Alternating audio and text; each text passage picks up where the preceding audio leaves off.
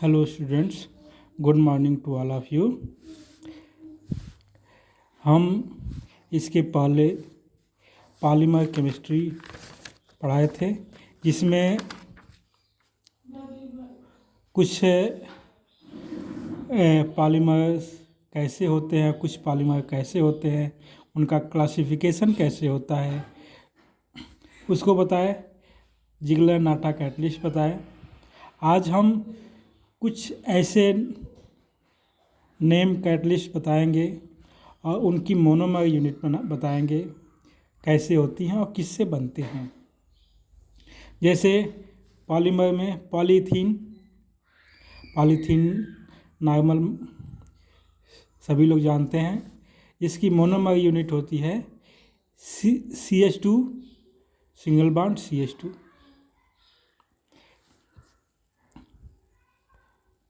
Type of जो polymerisation है, इसमें जो कौन सा पॉलीमराइजेशन प्रोसेस होता है, ये होता है एडिशन पॉलीमराइजेशन, जिसे हम चेन पॉलीमराइजेशन भी कहते हैं या रेडिकल पॉलीमराइजेशन कहते हैं।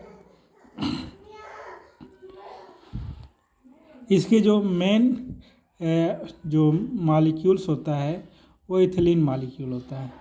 सेकेंड मॉलिक्यूल PVC की पाइप होती हैं, PVC की पॉलीथीन भी होती हैं। तो PVC क्या होता है? Polyvinyl chloride. CH2 double bond CH single bond Cl। ये भी इनका भी जो फॉर्मेशन होता है ये भी एडिशन पॉलीमराइजेशन से होता है, चेन पॉलीमराइजेशन से हो सकता है या रेडिकल पॉलीमराइजेशन से होता है। जो इनकी मेन यूनिट होती है ऑर्गेनिक केमिस्ट्री में, वो CH2 double bond CH Cl, जिससे ये बनते हैं। थर्ड टेफ्लॉन कोटिंग केबल्स होती हैं, ट्यूब होते हैं, कुकर के हैंडल्स होते हैं। तो इसमें जो टेफ्लॉन यूज होता है उसकी मोनोमर यूनिट होती है CF2 सिंगल बॉन्ड CF2। और इनका जो पॉलीमराइजेशन प्रोसेस है वो एडिशन पॉलीमराइजेशन है, और इनकी जो मोनोमर यूनिट होती है वो CF2 डबल बॉन्ड CF2। ऐसे ही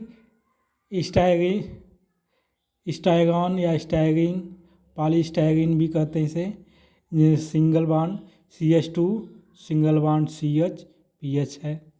ये इसका भी पॉलीमराइजेशन एडिशन पॉलीमराइजेशन होता है। और ये जो इसकी मोनोमर यूनिट जो मेन यूनिट होती है वो PH CH double bond CH2। जो एडिशन पॉलीमर होते हैं वो जनरली उसी मॉलिक्यूल्स में पाए जाते हैं जिसमें मल्टीपल बॉन्ड का पॉलीमराइजेशन होता है। जैसे यहाँ क्या है, CH2 था, यहाँ CH2 डबल बॉन्ड CHCl है, यहाँ CF2 है, यहाँ PHCH डबल बॉन्ड CH2 है। ऐसे ही जो एक होता है पॉलीमर पॉलीमेथिल मेथा एक्रिलेट का जो मोनोमर यूनिट होती है वो CH2 single bond CH3 COO CH3। यह भी एडिशन पॉलीमर होता है, इसका मतलब इसमें भी मल्टीपल बॉन्ड पाया जाता है। ये CH2 double bond COO CH3। छठा पॉलीमर होता है ये ऑर्लॉन में जो यूज होता है मोनोमर यूनिट वो होती है CH2 सिंगल बॉन्ड CHCN। यह भी एडिशन पॉलीमर होता है। इसकी जो मेन फंक्शनल यूनिट है वो CH2 डबल बॉन्ड CHCN। ऐसे ही 7 polymer SARAN shortcut name, styrene butadiene type का रबर होता है। ये विनाइल क्लोराइड के 2 मॉलिक्यूल्स होते हैं,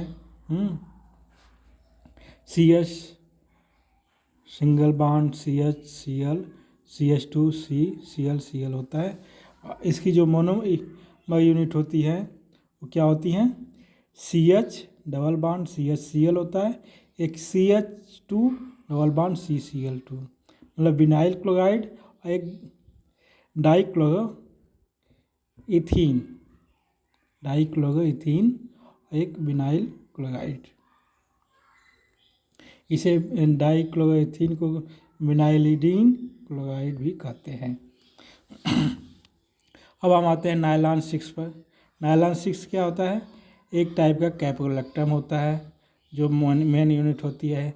इसकी मोनोमर यूनिट होती है C double bond O NH CH2 C double bond O NH, ये मोनोमर यूनिट है। यहाँ जो 6 होता है उसका मतलब कि इस यूनिट में, मोनोमर यूनिट में total number of carbon atom जो एक साथ अटैच होते हैं वो होते हैं 6। जैसे यहाँ 5CH2 एक कार्बोनिल, 2 NH के बीच में 6 कार्बन अटैच होते हैं, इसलिए हम इसे नायलॉन 6 कहते हैं। इसकी जो मेन फंक्शनल यूनिट होती है वो होती है कैप्रोलैक्टम। ये 5CH2 एक C डबल बॉन्ड O एक NH।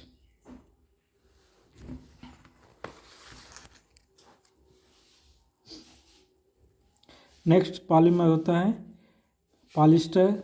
पॉलिस्टर की मोनोमर यूनिट होती है C double bond O CH2 phenyl ring, उसके पैरा पोजीशन पर अटैच होता है ester C double bond O CH2 CH2O। It is a condensation polymer. अब यहाँ देखिए ये क्या है, नायलॉन 6 भी क्या है, कंडेंसेशन पॉलीमर है,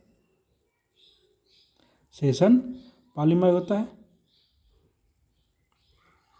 क्योंकि यहाँ डबल बॉन्ड नहीं टूटता है, यहाँ सिंगल बॉन्ड टूटता है। और इसकी जो मेन यूनिट होती है टेरेलिन की, वो डाई मेथिल टेरेप्थलेट और ethylene glycol, dimethyl terephthalate and ethylene glycol, ये मॉलिक्यूल होता है पैरा पोजीशन पर OCH3 बेंजीन के और CH2 के दोनों साइड OH इथिलीन ग्लाइकॉल होता है।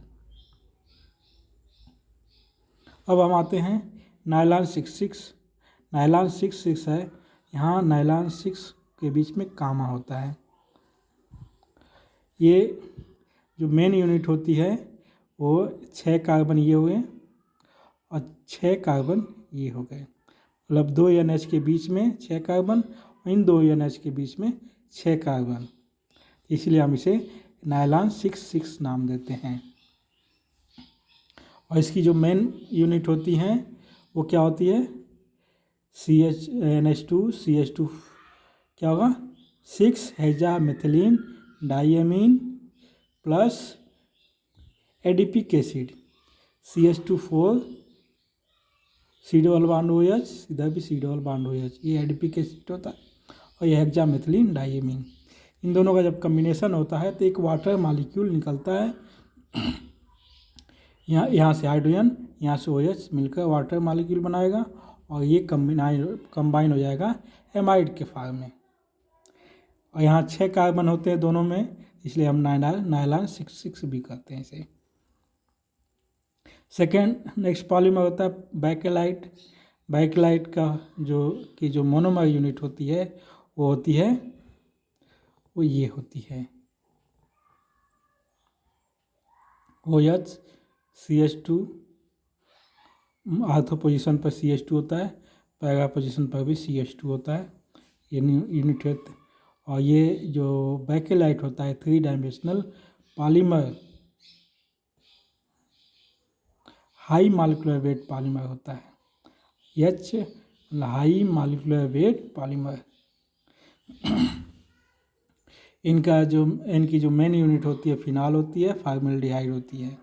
सेकेंड नोवेलॉक पॉलीमर होता है, यह भी जो पॉलीमर होता है फॉर्मल्डिहाइड और फिनॉल से बनता है। ये 2 डायमेंशनल पॉलीमर होते हैं।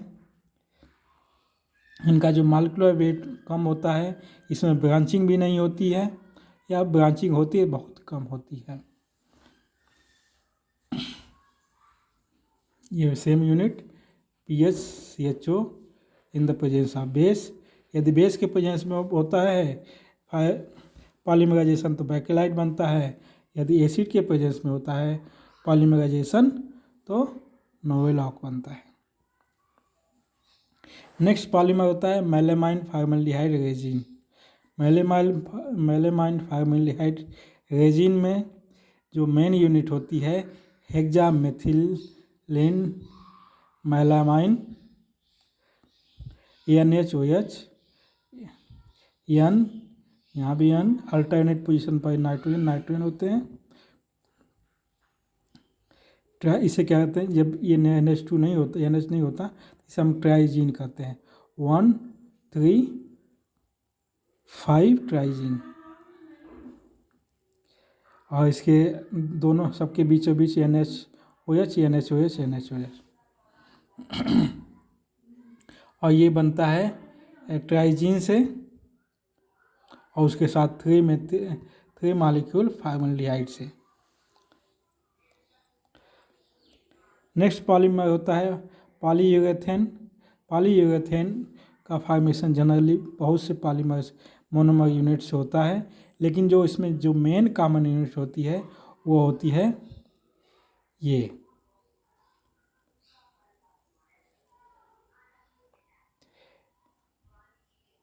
ये एस्टर यूनिट होती है। एस्टर नहीं, MiOCONH यूनिट, ये कॉमन यूनिट होती है। इसमें जो पॉलीमर मेन यूनिट होती हैं वो या तो इथिलीन ग्लाइकॉल एडिपिक एसिड के साथ toluene 2,4 डाईआइसो carbonate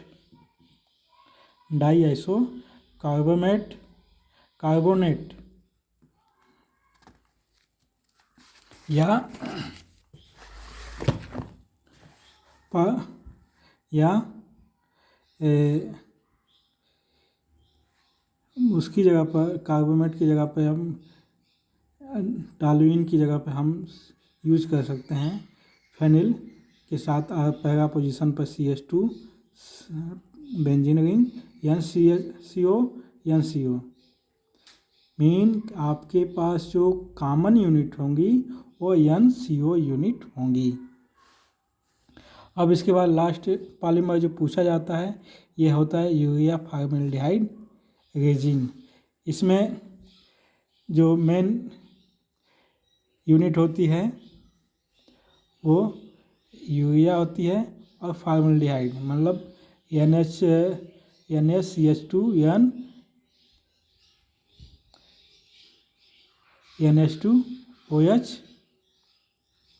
NHOH।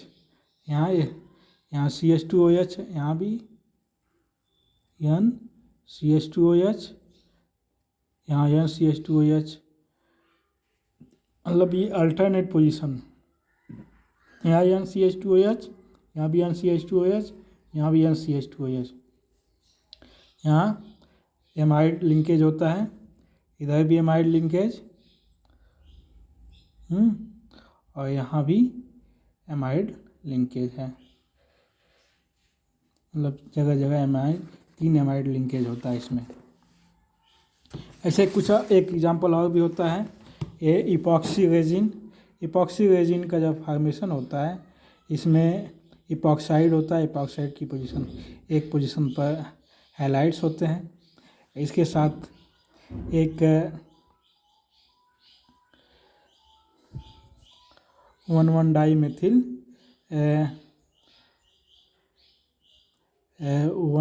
Dimethyl 1 phenyl phenol है।